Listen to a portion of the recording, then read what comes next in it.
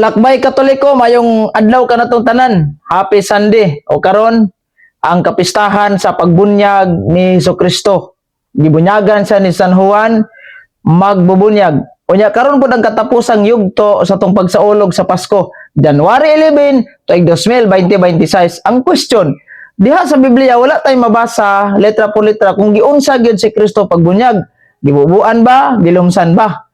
Pero natay mga account nga illustrated picture ipakita gikan sa mga legit nga mga source. O kani ha, Wikipedia ni, tanawa. O klaro kayo sa ilahang illustration nga picture gipagawas ba, gibubuan. O napay lain sa Wikipedia kani gibubuan gyapon.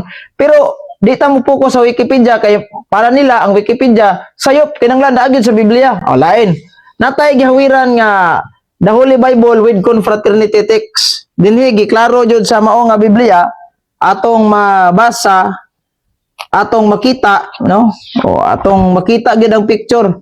Dara si San Juan namunyag, gibunyagan niya sa Kristo, gadala siya kaniba, o bote pasabot, gibubuan jud siya.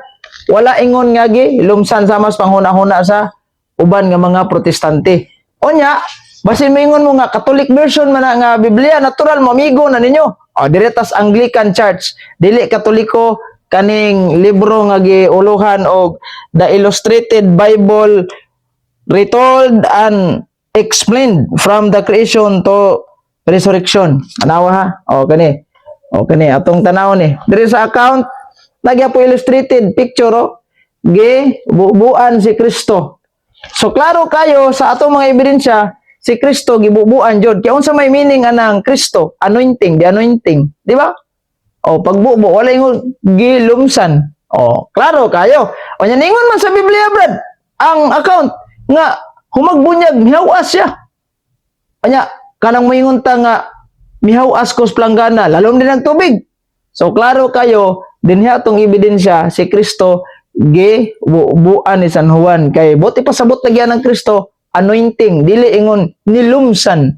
Klaro kayo. So pero ngano man nga ang simbahang Katoliko bubunyag ba ta? O lumos? Yes, gihimo na mo ng balid. Gihimo na to ng balid. Lumos, gihimo sad natong balid ang kining bubo. Kay nga naman, kanang duha, balido.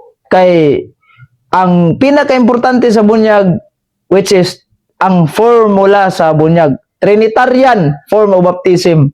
Pag dili Trinitarian form of baptism, bisag gilumsan, bisan pa o gibubuan, pag dili Trinitarian, di na siya valid. Pero ang pinaka-isyo, si Kristo, klaro sa itong mga ebidensya, gibubuan. Munang undang mo o wale mga laing sikta nga si Kristo kuno, gibunyagan, gilumsan sa Subas Jordan. Wrong. O yung ebidensya, o pasakop na mo sa simbahan na gituko ni Kristo.